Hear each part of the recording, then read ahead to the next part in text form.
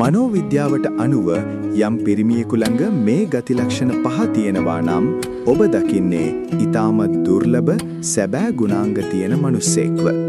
පළමුවෙනි දේ. ඔහු බොහෝ විට ඉන්නේ තනියම. ඒක ඔහු මිනිසුන්ට වෛර කරන නිසා නෙවෙයි. ඔහු තේරුම් ගත්තා බොහෝ දිනාට නොතේරෙන රහසක්.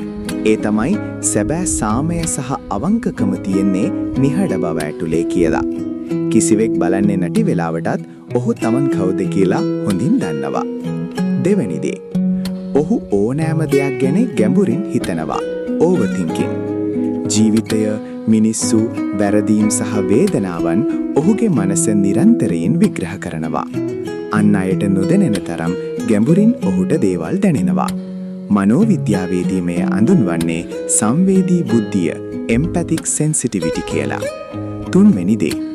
ඔහුට මිනිසුන්ව කියවන්න පුළුවන්. එක බැල්මකින්, එක වචනයකින් ඔබේ අභිප්‍රායන් ඔහු වටහා ගන්නවා.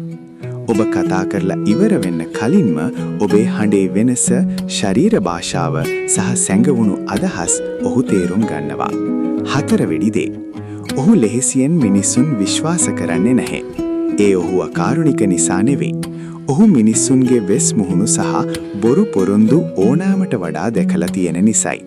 අවසාන සහ වැදගත්ම දේ. ඔහු ඔබ හිතනවාට වඩා දරාගන්න බැරි කරම් වේදනාවන් විඳලා තියෙනවා. හැබැයි ඔහු පලිගන්න ගියේ නැහැ. ඔහු තෝරාගත්තේ නිහඬ බව.